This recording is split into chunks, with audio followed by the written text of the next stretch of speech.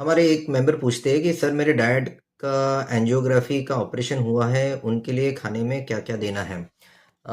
तो angiography basically एक test होता है। मुझे लगता है शायद आपके पिताजी का शायद एंजियोप्लास्टी हुआ है, जो एक प्रॉपर ट्रीटमेंट वाला प्रोसीजर है, क्योंकि एंजियोग्राफी तो सिर्फ डायग्नोस्टिक प्रोसीजर है जिसमें सिर्फ स्कैन किया जाता है और ट्रीटमेंट नहीं होता है उसमें किसी तरह का। ट्रीटमेंट तो उसके बाद होता है जब हम एंजियोप्लास्टी करते हैं, स्टेंट डालते हैं।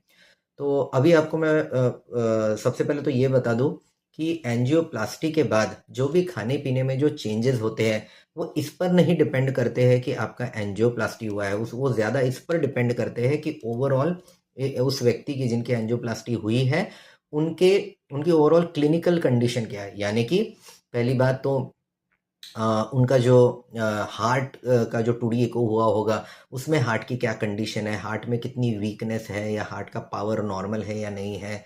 दूसरा, क्या उनके लंग्स में किसी तरह का पानी या फ्लूइड जमा है या नहीं।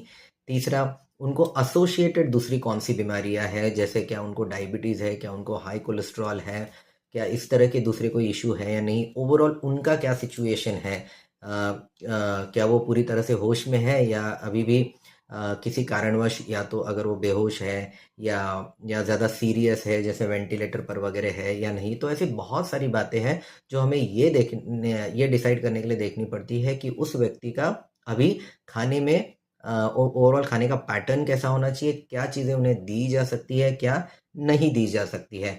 अब क्योंकि मैंने आपके पिताजी को देखा नहीं है और आपकी ये सब जो बातें मैंने अभी आपको बताई, जो देखना पड़ता है खाने का डिसीजन लेने के बारे में, इसकी भी मुझे जानकारी नहीं है, तो मैं आपको इस पर एडवाइस नहीं दे पाऊंगा।